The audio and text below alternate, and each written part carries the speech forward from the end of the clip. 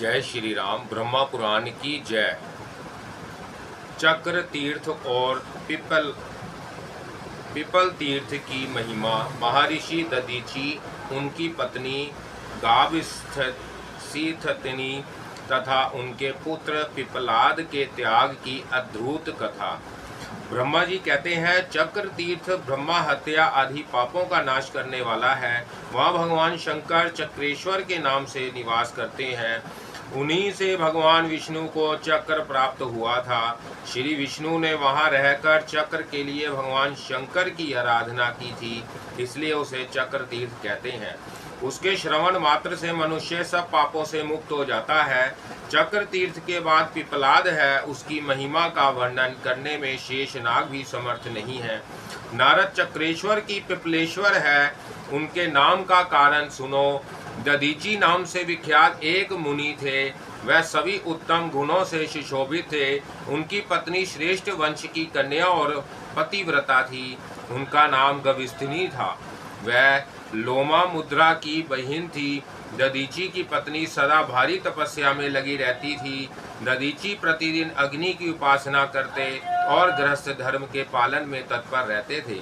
उनका आश्रम गंगा के तट पर था। वह देवता और अतिथियों की सेवा करते, अपनी ही पत्नी से अनुराग रखते और शांत भाव से रहते थे। उनके प्रभाव से उस देश में शत्रुओं और दैत्य दानवों का आक्रमण नहीं होता था। एक दिन की बात है, दधीचि मुनि के आश्रम पर रुद्र, आदित्य, अश्विनी कुमार, इंद्र, विष्णु, यम और अग्नि पधारे। वह दैत्यों को परास्त करके वहां आए थे और उस विजय के कारण उनके हृदय में हर्ष की हिलोरें उठ रही थी। मुनिवर दधीचि को देखकर सब देवताओं ने प्रणाम किया। दधीचि भी देवताओं को देखकर बहुत प्रसन्न हुए। उन्होंने सबका पृथक पृथक पूजन किया। फिर पत्नी के साथ देवताओं के लिए गृहस्थोचित स्वागत सत्कार का प्रबंध किया। इसके बाद उन्होंने देवताओं से कुशल पूछी और देवता भी उनसे वार्तालाप करने लगे। देवता बोले, मुने, आप इस पृथ्वी के कल्प वृक्ष हैं। आप जैसा महर्षि जब हम लोगों पर कितनी कृपा कर रखता है, तब अब हमारे लिए संसार में कौन सी वस्तु दुर्लभ होगी। मुनि श्रेष्ठ, जीवित पुरुषों के जीवन का इतना ही फल है कि वह तीर्थों में स्नान, समस्त प्राणियों पर दया और आप जैसे महात्माओं का दर्शन करें। मुने, इस समय स्नेहवश हम आपसे जो कुछ कहते हैं उसे ध्यान देकर सुने। हम बड़े बड़े राक्षसों और दैत्यों को जीतकर यहाँ आए हैं, इससे हम बहुत सुखी हैं। विशेष से आपका दर्शन करके हमें बड़ी प्रसन्नता हुई है। अब हमें अस्त्र शस्त्रों के रखने से कोई लाभ नहीं दिखाई देता। हम उन अस्त्रों का बोझ ढो भी नहीं सकते। हम स्वर्ग में जब इन अस्त्रों को रखते हैं, तब हमारे शत्रु इनका पता लगाकर वहां से हड़प ले जाते हैं। इसलिए हम आपके पवित्र आश्रम पर इन सब अस्त्रों को रख देते हैं। ब्राह्मण, जहाँ दानवों और राक्षसों से तनिक भी भय नहीं है, आपकी आज्ञा से यह सारा प्रदेश पवित्र और सुरक्षित हो गया है। तपस्या द्वारा आपकी समानता करने वाला दूसरा कोई है ही नहीं। अब हम कृतार्थ होकर इंद्र के साथ अपने स्थान को चले जाते हैं। अब इन आयुधों की रक्षा आपके अधीन है। देवताओं की यह बात सुनकर दधीचि ने कहा, ऐ मस्तु। उस समय उनकी प्यारी पत्नी ने उन्हें रोका। मुने, यह देवताओं का कार्य विरोध उत्पन्न करने वाला है, अतः इसमें आपको पढ़ने की क्या आवश्यकता है। जो शास्त्रों का ज्ञान प्राप्त करके परमार्थ तत्व में स्थित हो चुके हैं, संसार के कार्यों में जिनकी कोई आसक्ति नहीं है, उन्हें दूसरों के लिए ऐसा संकट मोल लेने से क्या लाभ है, जिससे ना तो इस लोक में सुख और ना परलोक में विप्रवर। मेरी बातें ध्यान देकर सुनो। यदि आपने इन आयुधों को स्नान दे दिया तो इन देवताओं के शत्रु आपसे द्वेष करेंगे। यदि इसमें से कोई अस्त्र नष्ट हुआ या चोरी चला गया तो ये देवता भी कुपित होकर हमारे शत्रु बन जाएंगे। अतः मुनीश्वर, आप वेद वेदाओं में श्रेष्ठ, आपके लिए इस पराये द्रव्य में ममत्व जोड़ना ठीक नहीं। यदि धन देने की शक्ति हो तो याचना को देना ही चाहिए। उसमें कुछ विचार करने की आवश्यकता नहीं है। यदि धन देने की शक्ति ना हो तो साधु पुरुष केवल मन, वाणी तथा शारीरिक क्रियाओं द्वारा दूसरों का कार्य साधन करते हैं। प्राणनाथ, पराये धन को अपने यहाँ धरोहर के रूप में रखना साधु पुरुषों ने कभी स्वीकार नहीं किया है, इसका उन्होंने सदा बहिष्कार ही किया है। अतः आप यह कार्य ना कीजिए। अपनी प्यारी पत्नी की यह बात सुनकर ब्राह्मण ने कहा, भद्रे, मैं देवताओं की प्रार्थना पर पहले ही हाँ कह चुका हूँ, अब नहीं कर दूं तो मुझे सुख नहीं मिलेगा। पति का कथन सुनकर ब्रह्माणी का यह सोचकर चुप हो गई कि देव के सिवा और किसी का किसी पर वश नहीं चल सकता। देवता लोग अपने अत्यंत तेजस्वी अस्त्र आश्रम पर रखकर मुनीश्वर को नमस्कार करके कृतार्थ हो अपने लोक में चले गए। देवताओं के चले जाने पर मुनि अपनी पत्नी के साथ धर्म में तत्पर हो प्रसन्नता पूर्वक वहां रहने लगे। इस प्रकार 1000 दिव्य वर्ष बीत गए। तब दधीची ने अपनी पत्नी से कहा, देवी, देवता यहाँ से अस्त्र ले जाना नहीं चाहते और दैत्य मुझसे देश करते हैं। अब तुम ही बताओ क्या करना चाहिए। पत्नी ने विनय पूर्वक कहा, नाथ, मैंने तो पहले ही निवेदन किया था, अब आप ही जाने और जो उचित हो सो करें। दैत्यों ने जो बड़े बड़े वीर, तपस्वी और बलवान है, वह इन अस्त्र शस्त्रों को निश्चय ही हड़प लेंगे। तब दधीची ने उन अस्त्रों की रक्षा के लिए एक काम किया। उन्होंने पवित्र जल से मंत्र पढ़ते हुए अस्त्रों को नहलाया। फिर वह सर्वास्त्रमय परम पवित्र और तेज युक्त जल स्वयं पी लिया। तेज निकल जाने से वह सभी अस्त्र शस्त्र शक्तिहीन हो गए, अतः क्रमशः समयानुसार नष्ट हो गए। तदंतर देवताओं ने आकर दधीची से कहा, मुनिवर, हमारे ऊपर शत्रुओं का महान भय आ पहुंचा है, अतः हमने जो अस्त्र आपके यहाँ रख दिए थे उन्हें इस समय दे दीजिए। दधीची ने कहा, आप लोग बहुत दिनों तक उन्हें लेने नहीं आए, अतः दैत्यों के भय से हमने उन अस्त्रों को पी लिया है। अब वह हमारे शरीर में स्थित है, इसलिए जो उचित हो वह कहें। यह सुनकर देवताओं ने विनीत भाव से कहा, मुनिवर, इस समय तो हम इतना ही कह सकते हैं कि अस्त्र दे दीजिए। ब्राह्मण ने कहा, अब अस्त्र मेरी हड्डियों में मिल गए हैं, अतः उन हड्डियों को ही ले जाओ। उस समय प्रिय वचन बोलने वाली दधीची की पत्नी प्रतिथेयी उनके पास नहीं थी। देवता उनसे बहुत डरे थे। उन्हें ना देखकर दधीची से बोले, विप्रवर, जो कुछ करना हो शीघ्र करें। दधीची ने अपने दुस्सत्यजेय प्राणों का परित्याग करते हुए कहा, देवताओं, तुम सुख पूर्वक मेरा शरीर ले लो, मेरी हड्डियों से प्रसन्न प्राप्त करो, मुझे इस देह से क्या काम है। यूँ कहकर दधीची पद्मासन बांधकर बैठ गए। उनकी दृष्टि नसिका के अग्रभाग पर स्थित हो गई। मुझ पर प्रकाश और प्रसन्नता विराज रही थी। उन्होंने हृदय काश में स्थित अग्नि सहित वायु को धीरे धीरे ऊपर की ओर उठाकर अपरमय परम पद ब्रह्मा के स्वरूप में स्थापित कर दिया। इस प्रकार महात्मा दधीची ने ब्रह्मा सायुज्य प्राप्त किया। उनका शरीर निष्प्राण हो गया। यह देख देवताओं ने विश्वकर्मा से उतावली पूर्वक कहा, अब आप अभी बहुत से अस्त्र शस्त्र बना डालिए। विश्वकर्मा ने कहा, देवताओं, यह ब्राह्मण का शरीर है, मैं इसका उपयोग कैसे करूं? जब केवल इनकी हड्डियां रह जाएंगी तभी उनका अस्त्र निर्माण करूंगा। तब देवताओं ने गौओं से कहा, हम तुम्हारा मुख ब्रज के समान किए देते हैं, तुम हमारे हित के लिए अस्त्र शस्त्र निर्माण करने के उद्देश्य से दधीची के शरीर को क्षण भर में विदीर्ण कर डालो और शुद्ध हड्डियां निकाल कर दे दो।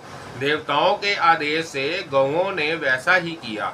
उन्होंने दधीची के शरीर को चाट चाट कर हड्डियां निकाल ली और देवताओं को दे दी। देवता उत्साह के साथ अपने लोक में चले गए और गौएं भी अपने स्थान को लौट गई। तदंतर बहुत देर के बाद दधीची की सुशीला पत्नी हाथ में जल से भरा हुआ कलश ले फल और फूलों से पार्वती देवी की अर्चना और वंदना करके अग्निपति तथा आश्रम के दर्शन की उत्सुकता से शीघ्रता पूर्वक पैर बढ़ाती हुई आई। उस समय उनके गर्भ में बालक आ गया था। आश्रम पर पहुंचने पर जब उन्होंने अपने स्वामी को नहीं देखा तब बड़े विस्मय में पड़कर अग्नि से पूछा, मेरे पतिदेव कहाँ चले गए? अग्नि ने जो कुछ हुआ था सब सुना दिया। पति की मृत्यु का दुखद समाचार सुनकर वह दुख और उद्वेग से पृथ्वी पर गिर पड़ी। उस समय अग्निदेव ने ही उन्हें धीरे धीरे श्वासन दिया।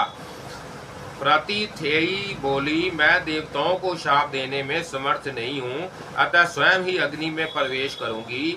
अब जीवन रखकर क्या होगा? संसार में जो वस्तु उत्पन्न होती है वह सब नश्वर है, अतः उसके लिए शोक नहीं होना चाहिए। परंतु मनुष्यों में वह ही पुण्य के भागी होते हैं जो गौ, ब्राह्मण तथा देवताओं के लिए अपने प्यारे प्राणों का उत्सर्ग कर देते हैं।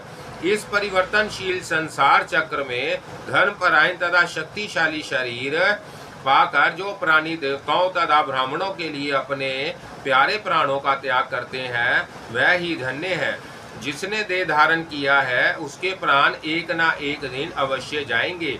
यह जानकर जो ब्राह्मण, गौ देवता तथा दीन आदि के लिए इन प्राणों का उत्सर्ग करते हैं वह ईश्वर है। यो कहकर उन्होंने अग्नियों का यथावत पूजन किया और अपना पेट चीरकर गर्भ के बालक को हाथ से निकाल दिया।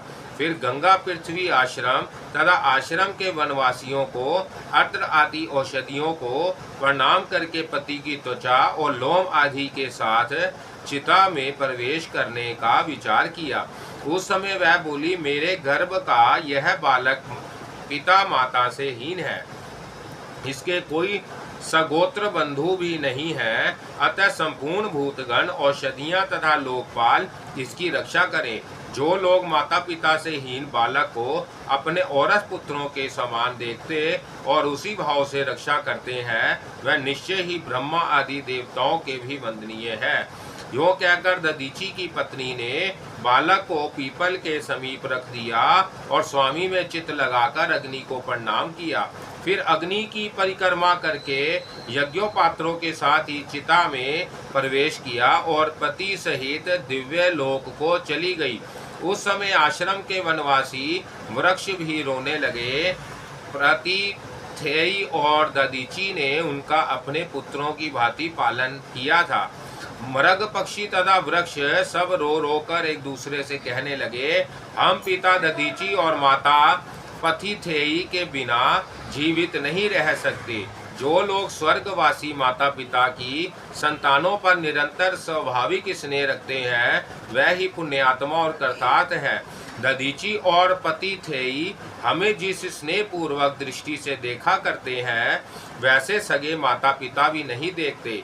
हमें धिक्कार है, हम पापी हैं जो उनके दर्शन से वंचित हो गए।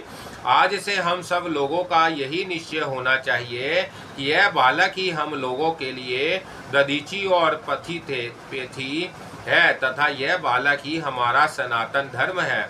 यूं कहकर वनस्पतियों और औषधियों ने अपने राजा सोम के पास जाकर उत्तम अमृत की याचना की। सोम ने उन्हें बहुत उत्तम अमृत दिया और वनस्पतियों ने वह लाकर बालक को दे दिया। अमृत से तृप्त हुआ बालक शुक्ल पक्ष के चंद्रमा के समान बढ़ने लगा। पीपल के वृक्षों ने उसका पालन किया था, इसलिए वह पिपलाद के नाम से प्रसिद्ध हुआ। बड़ा होने पर पिपलाद ने पीपल के वृक्षों से अत्यंत विस्मय होकर कहा, लोक में यह देखा जाता है कि मनुष्यों से मनुष्य, पक्षियों में पक्षी तथा वनस्पतियों में वनस्पति उत्पन्न होते हैं। इसमें कहीं भी विषमता नहीं दिखाई देती, परंतु मैं वृक्ष का पुत्र होकर हाथ पैर आदि से विशिष्ट जीव कैसे हो गया? उनकी बात सुनकर वृक्षों ने क्रमशः उनके पिता दधीचि की मृत्यु और पतिव्रता माता के अग्नि प्रवेश का सब समाचार कह सुनाया।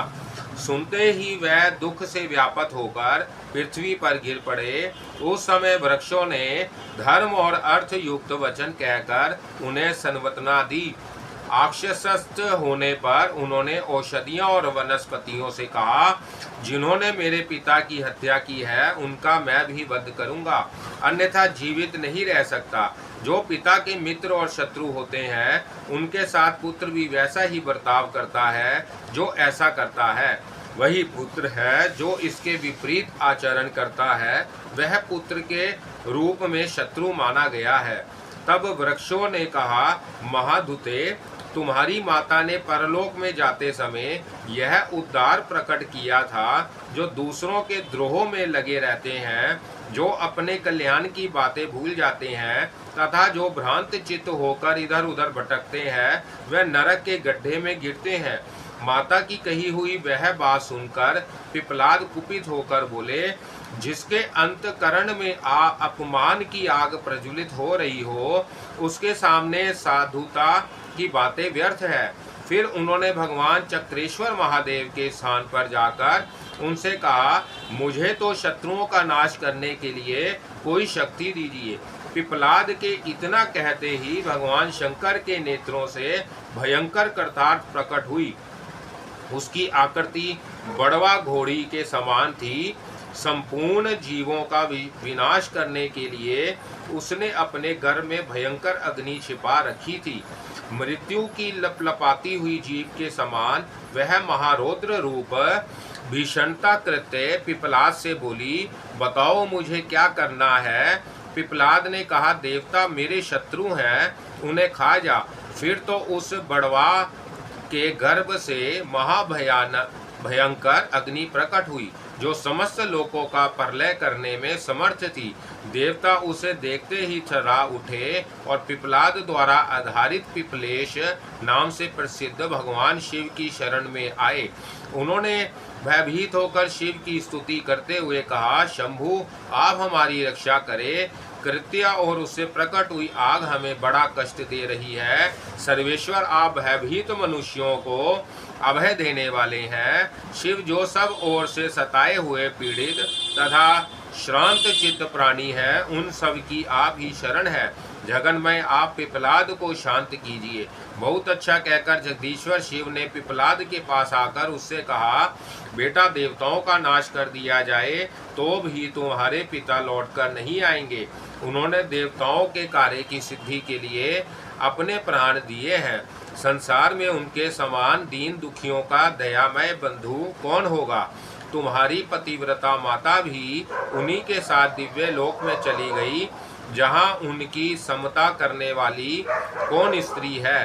क्या लोपामुद्रा और अरुंधति भी उनकी बराबरी कर सकती है, जिनकी हड्डियों से संपूर्ण देवता सदा विजयी और सुखी बने रहते हैं। वह तुम्हारे पिता कितने शक्तिशाली थे। उन्होंने जिस उज्जवल सुयशा शक्ति का उपार्जन किया है, उसे तुम्हारी माता ने अपने दिव्य त्याग से अक्षय बना दिया है। तुम उन्हीं के पुत्र हो, उनसे बढ़कर तुमने अभी तक कुछ नहीं किया। तुम्हारे प्रताप और भय से आज देवता स्वर्ग से भ्रष्ट हो चुके हैं। वह सोच नहीं पाते कि हम किस दिशा को भाग कर जाएं। तुम उन्हें बचाओ, अमरों की रक्षा करो। आर्त प्राणियों की रक्षा से बढ़कर पुण्य कहीं भी नहीं है। मनुष्य लोक में जब तक मनोहार यश फैला रहता है, तब तक एक एक दिन के बदले एक एक वर्ष के क्रम से दीर्घ काल तक स्वर्गलोक में मनुष्य निर्विकार चित्त से निवास करते हैं। इस जगत में वह ही मुर्दे के समान है जिन्होंने यश का उपार्जन नहीं किया। वह ही अंधे हैं जिन्होंने अस्त्र नहीं पढ़े। वह ही नपुंसक है जो सदा दान नहीं देते, तथा वह ही शोक के योग्य है जो सदा धर्म पालन में संलग्न नहीं रहते। देवादिदेव महादेव जी का यह वचन सुनकर पिपलाद मुनि शांत हो गए। उन्होंने भगवान शिव को नमस्कार किया और हाथ जोड़कर कहा, जो मन, वाणी और क्रिया द्वारा सदा मेरे हित में संलग्न रहकर मेरा उपकार करते रहते हैं, उनका तथा अन्य लोगों का हित करने के लिए मैं देवता आदि के पूजनीय उमा सहित भगवान शंकर को प्रणाम करता हूँ। जिन्होंने मेरी रक्षा की, हमें पाल पोस कर बड़ा किया, अपना सगोत्र और सहधर्मी बनाया। भगवान शिव उनके मनोरथ पूर्ण करें। मैं बाल चंद्रमा का मुकुट धारण करने वाले महादेव जी को नित्य प्रणाम करता हूँ। प्रभु, जिन्होंने माता पिता की भांति मेरा भरण पोषण किया है, उनके नाम से तीनों लोकों के लिए यह तीर्थ हो। इससे उनका यश होगा और मैं उनके रण से उरण हो जाऊंगा। पृथ्वी पर देवताओं के जो जो क्षेत्र और तीर्थ हैं, उन सब की उपेक्षा इस तीर्थ का अधिक महत्वमय हो। इस बात का यदि देवता लोग अनुमोदन करें तो मैं उनके अपराध क्षमा कर सकता हूँ। पिपलाद ने यह बात इंद्र आदि संपूर्ण देवताओं के सामने कही और सबने आदर पूर्वक इसका समर्थन किया। बालक पिपलाद की बुद्धि, विनय, विधा, शौर्य, बल, साहस, सत्य भाषण, माता पिता के प्रति भक्त तथा भाव शुद्धि को जानकर शंकर जी से उनसे कहा, बेटा, जो तुम्हारा अभिष्ट हो उसे बताओ, वह तुम्हें अवश्य प्राप्त होगा। तुम अपने मन में अन्यथा विचार ना करना। पिपलाद बोले, महेश्वर, जो धर्मनिष्ठा पुरुष गंगा जी में स्नान करके आपके चरण कमलों का दर्शन करते हैं, उन्हें समस्त अभीष्ट वस्तुएं प्राप्त हो और शरीर का अंत होने पर वह शिव के धाम में जाए। नाथ, मेरे पिता और माता आपके चरणों में पड़े थे। ये पीपल और देवता भी आपके स्थान में आकर सुखी हुए। ये सब लोग सदा आपका दर्शन करें और आपके ही धाम जाएं। पिपलाद की यह बात सुनकर देवताओं को बड़ी प्रसन्नता हुई। वह उनके भय से मुक्त हो इस प्रकार बोले, ब्राह्मण, तुमने वही किया है जो देवताओं को अभिष्ट था। देवादिदेव भगवान शिव की आज्ञा का भी पालन किया और पहले वरदान भी दूसरों के ही लिए मांगा, अपने लिए नहीं। इसलिए हम भी संतुष्ट होकर तुम्हें कुछ देना चाहते हैं। तुम हमसे कोई वर मांगो। पिपलाद ने कहा, देवताओं, मैं अपने माता पिता को देखना चाहता हूँ। मैंने केवल उनका नाम सुना है। संसार में वह ही प्राणी धन्य है जो माता पिता के अधीन रहकर उनकी सेवा सुश्रुता करते हैं। अपनी इंद्रियों को, शरीर को, कुल, शक्ति और बुद्धि को माता पिता के कार्य में लगाकर पुत्र कृतार्थ हो जाता है। यदि मैं उनका दर्शन भी पा जाऊं तो मेरे मन, वचन, शरीर और क्रियाओं का फल प्राप्त हो जाएगा। पिपलाद मुनि का यह कथन सुनकर देवताओं ने परस्पर सलाह करके कहा, ब्राह्मण, तुम्हारे माता पिता दिव्य विमान पर आरूढ़ हो तुम्हें देखने के लिए आते हैं। तुम भी निश्चय ही उन्हें देखोगे। विषाद छोड़कर अपने मन को शांत करो। देखो देखो, वह श्रेष्ठ विमान पर बैठे जा रहे हैं। उनके दिव्य शरीर पर स्वर्गीय आभूषण शोभा पाते हैं। पिपलाद ने भगवान शिव के समीप अपने माता पिता को देखकर प्रणाम किया। उस समय उनके नेत्रों में आनंद के आंसू भर आए थे। वह किसी तरह गदगद कंठ से बोले, अन्य कुलीन पुत्र अपने माता पिता को तारते हैं, किंतु मैं ऐसा भाग्यहीन हूँ जो अपनी माता के उदर को विदीर्ण करने में कारण बना। उस समय उसके माता पिता ने कहा, पुत्र, तुम धन्य हो जिसकी कीर्ति स्वर्ग लोक तक फैली है। तुमने भगवान शंकर का प्रत्यक्ष दर्शन किया और देवताओं को संतुना दी। तुम जैसे पुत्र से पितरों के उत्तम लोग कभी क्षीण नहीं होते। इसी समय पिपलाद के मस्तक पर आकाश से फूलों की वर्षा होने लगी। देवताओं ने जय जयकार किया। पत्नी सहित दधीचि ने भी पुत्र को आशीर्वाद दिया और शंकर, गंगा तथा देवताओं को नमस्कार करके पिपलाद से कहा, बेटा, विवाह करके भगवान शिव की भक्ति और गंगा जी का सेवन करो। पुत्रों की उत्पत्ति करके विधि पूर्वक दक्षिणा सहित यज्ञों का अनुष्ठान करो और सब प्रकार से कृतार्थ हो दीर्घ काल के लिए दिव्य लोक में स्थान प्राप्त करो। पिपलाद ने कहा, पिताजी, मैं ऐसा ही करूंगा। तदंतर पत्नी सहित दधीचि पुत्र को बारंबार संतुना दे देवताओं की आज्ञा ले पुनः दिव्य लोक में चले गए।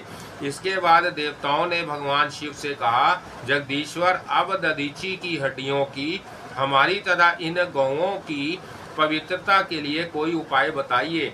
शिव ने कहा, गंगा जी में स्नान करके संपूर्ण देवता और गौएं पाप मुक्त हो सकती हैं। इसी प्रकार दधीचि के शरीर की हड्डियां भी गंगा जी के जल में धोने से पवित्र हो जाएंगी। शिवजी जी की आज्ञा के अनुसार देवता स्नान करके शुद्ध हो गए और हड्डियां धोने मात्र से पवित्र हो गई। जहाँ देवता पाप मुक्त हुए वह पाप नाशन तीर्थ कहलाता है। वहाँ का स्नान और दान ब्रह्मा हत्या का नाश करने वाला है। जहाँ गौएं पवित्र हुई उस स्थान का नाम गौ तीर्थ हुआ। जहाँ दधीची की हड्डियां पवित्र की गई उसे पितृ तीर्थ जानना चाहिए।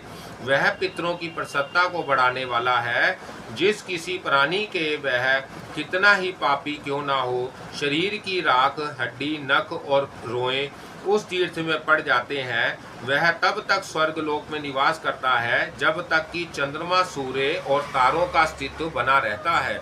इस प्रकार उस तीर्थ से 3 तीर्थ प्रकट हुए। उस समय देवताओं और गौओं ने पवित्र होकर भगवान शंकर से कहा, हम लोग अब अपने स्थान को जाएंगे जहाँ सूर्य देव की प्रतिष्ठा की गई है। इनके प्रतिष्ठित होने से सब देवता प्रतिष्ठित हो जाएंगे, इसलिए आप हमें आज्ञा दें। सनातन सूर्य देव स्थावर जगम रूप जगत के आत्मा है। जहाँ जग जननी गंगा और साक्षात भगवान त्र्यंबक विराजमान रहे, वहाँ प्रतिष्ठान नामक तीर्थ भी हो।